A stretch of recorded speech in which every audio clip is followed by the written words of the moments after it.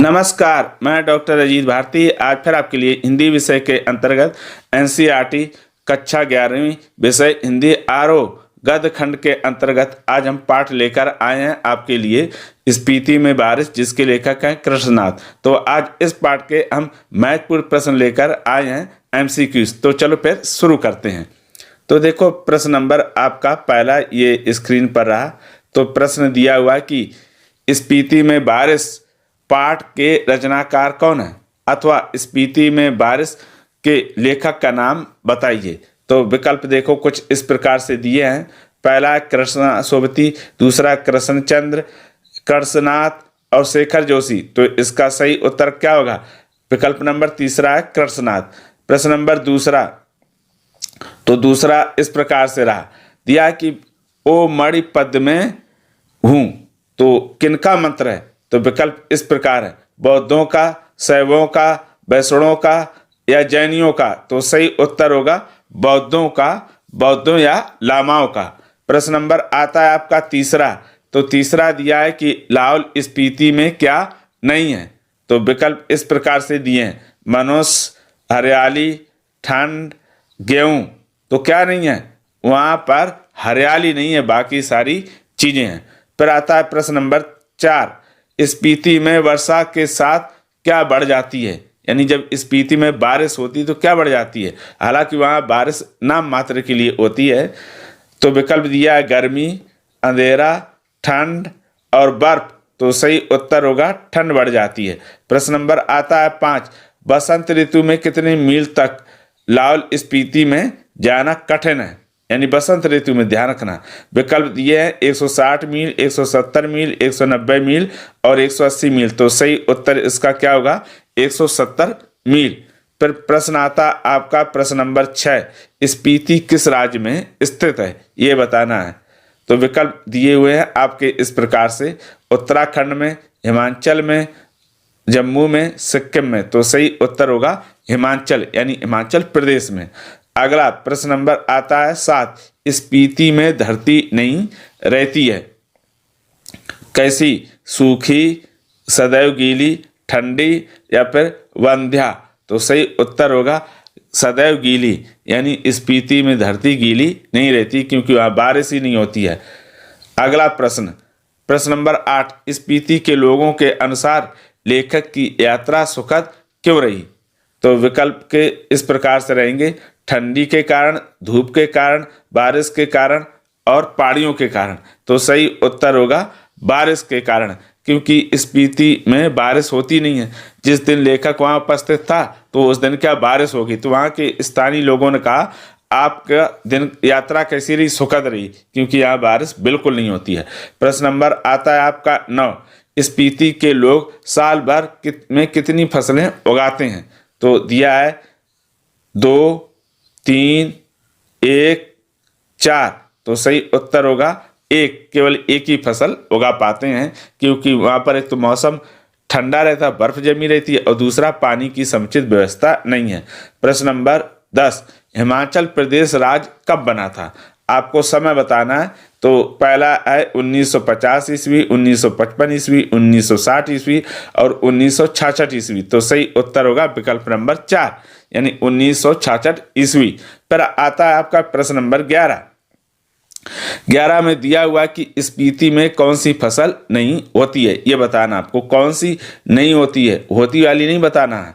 तो विकल्प दिए हैं मटर की, धान की, गेहूं की, जौ की। तो सही उत्तर होगा धान की, वहां पर धान की खेती नहीं होती है। मटर, गेहूं, जौ आप ध्यान रखना, ये हमेशा ठंडी ही मौसम में होती है, और जो आपकी धान बारिश के मौसम में उगाई जाती है। प्रश्न नंबर आता है 12, कालिदास ने वर्षा का वर्णन किस रचना में किया था?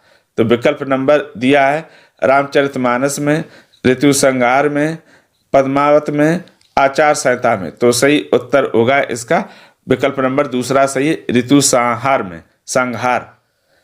प्रश्न नंबर आता है 13, स्पीति की जनसंख्या प्रति वर्ग मील कितने से भी कम है? तो विकल्प दिया 1, 2, 4, 5। तो सही उत्तर होगा 4, यानी प्रति वर्ग किलोमीटर में 4 लोगों से भी कम रहते हैं। तो कितनी जनसंख्या बहुत कम है। प्रश्न नंबर 14, लाहौल स्पीति को किस रेगुलेशन के तहत विशेष दर्जा दिया गया था? यानी जो लाहौल स्पीति है, इसे जो अंग्रेज सरकार थी उसने किस रेगुलेशन के तहत विशेष दर्जा दिया है 1870 ईस्वी में, 1890 ईस्वी में, 1873 ईस्वी में, 1877 ईस्वी में। विकल्प नंबर 3 सही है, 1873 ईस्वी में विशेष क्या दर्जा मिला था। प्रश्न नंबर 15 आता है, स्पीति के पहाड़ किससे ज्यादा ऊंचे, नंगे और भव्य है? तो विकल्प दिया है तिब्बत से, लद्दाख से, लाहौर से और किन्नौर से। तो सही उत्तर होगा लाहौर से। विकल्प नंबर तीसरा सही है। प्रश्न नंबर 16, सन 1901 ईस्वी की जनगणना के अनुसार स्पीति की जनसंख्या कितनी थी? आपको 1901 के अनुसार बतानी है। तो विकल्प हैं 3220, 2231, 3231 या फिर 3331। तो सही उत्तर होगा 3231। प्रश्न नंबर आता है 17, लद्दाख मंडल के दिनों में स्पीति का शासन कौन चलाता था? तो विकल्प दिया है कि चोनो, लोनो, लोलो या नोनो। तो सही उत्तर होगा नोनो। विकल्प नंबर चौथा सही है। प्रश्न नंबर आता है आपका 18, लाहौल स्पीति में सुखद संयोग किसे माना गया है? तो विकल्प दिया है धूप को, वर्षा को, ठंडी को और बर्फ को। तो सही उत्तर होगा वर्षा को, यानी क्योंकि वहां पर वर्षा बिल्कुल या तो होती नहीं या तो नाम मात्र के लिए होती है। तो विकल्प नंबर दूसरा सही है। फिर आता है प्रश्न नंबर 19, स्पीति नदी किस नदी में जाकर मिलती है? तो विकल्प दिए हुए हैं सतलज नदी में, सिंधु नदी में, यमुना नदी में और ब्रह्मपुत्र नदी में। तो सही उत्तर होगा इसका विकल्प नंबर पहला सही है, सतलज नदी में। फिर आता है प्रश्न नंबर 20, तो दिया कि स्पीति में बारिश किस विधा की रचना है? यानी स्पीति में बारिश, ये इसकी विधा कौन सी है इस पाठ की? तो विकल्प दिए हैं डायरी विधा है, रेखा चित्र है, यात्रा वृत्तांत है, संस्मरण है। तो इसका सही उत्तर है विकल्प नंबर तीसरा, यात्रा वृत्तांत। अब यात्रा वृत्तांत किसे कहते हैं? जहां पर लेखक किसी विशेष स्थानों की यात्रा को करने के बाद उसे अपनी भाषा शैली में लिखता है, उसे कहते हैं यात्रा वृत्तांत। यात्रा यानी देश दर्शन और वृत्तांत का अर्थ है कहना, जो उसने यात्रा करी या की उसको अपनी भाषा शैली में प्रस्तुत करना ही यात्रा वृत्तांत कहलाता है। अब आता है प्रश्न नंबर 21, स्पीति में किस धर्म को मानने वाले लोग अधिक रहते हैं? तो विकल्प इस प्रकार से हैं, इस्लाम, ईसाई, बौद्ध और सिख। तो सही उत्तर होगा बौद्ध। विकल्प नंबर तीसरा सही है। प्रश्न नंबर आता है आपका 22, 1971 की जनगणना स्पीति में जनसंख्या कितनी थी? यानी 1971 के अनुसार स्पीति में जनसंख्या कितनी थी? 6196, 7796, 8696, 7196। तो सही उत्तर होगा इसका विकल्प नंबर 4, 7196। फिर आता है आपका प्रश्न नंबर 23, ऑक्सफोर्ड के सन 1908 के इंपीरियल गजेटियर के अनुसार स्पीति का क्षेत्रफल कितना था? यानी ऑक्सफोर्ड के सन 1908 के इंपीरियल गजेटियर के अनुसार स्पीति का क्षेत्रफल कितना था? तो विकल्प इस प्रकार से दिए हैं, 13,015 वर्ग किलोमीटर, 12,015 वर्ग किलोमीटर, 14,015 वर्ग किलोमीटर और फिर 15,015 किलोमीटर। तो इसका सही उत्तर होगा विकल्प नंबर दूसरा, 12,015 वर्ग किलोमीटर। अगला प्रश्न आता है 24, स्पीति में संचार का माध्यम क्या था?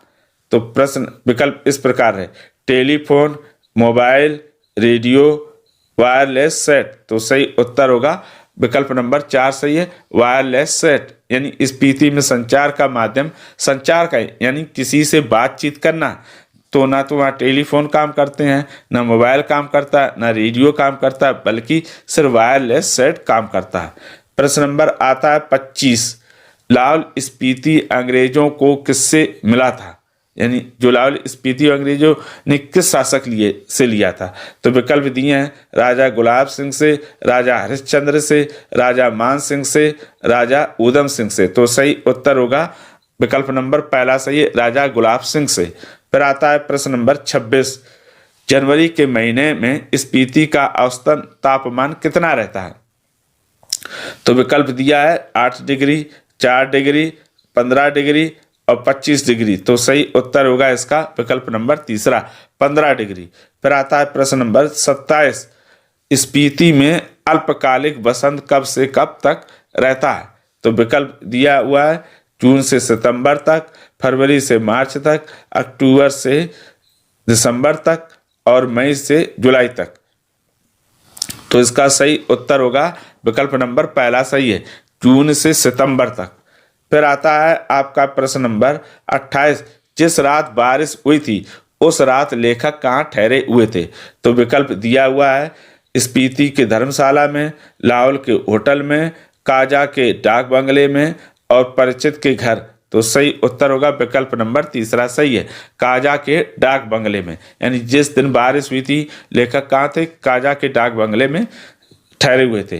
फिर आता है प्रश्न नंबर 29, स्पीति पूरे वर्ष कितने महीने दूसरे भागों से कटा रहता है? तो 7 से 9 महीने, 8 से 9 महीने, 8 से 10 महीने, 3 से 4 महीने। तो सही उत्तर होगा इसका विकल्प नंबर दूसरा सही है, 8 से 9 महीने।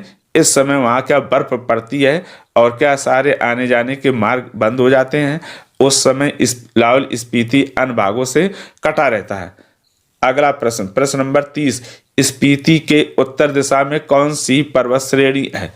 तो विकल्प इस प्रकार दिए हैं, विंध्याचल, तिब्बत, एवरेस्ट और बारालाचा। तो सही उत्तर होगा विकल्प नंबर चौथा, बारालाचा। यानी स्पीति के उत्तर दिशा में बारालाचा पर्वत श्रेणी स्थित है। फिर प्रश्न नंबर आता है 31, बौद्धों के पवित्र मंत्र माने के नाम से किस पर्वत का नाम रखा गया है? विकल्प ठाणे पर्वत श्रेणी, हिमालय पर्वत श्रेणी, सतपुड़ा पर्वत श्रेणी या फिर माने पर्वत श्रेणी। तो सही उत्तर होगा विकल्प नंबर 4, माने पर्वत श्रेणी।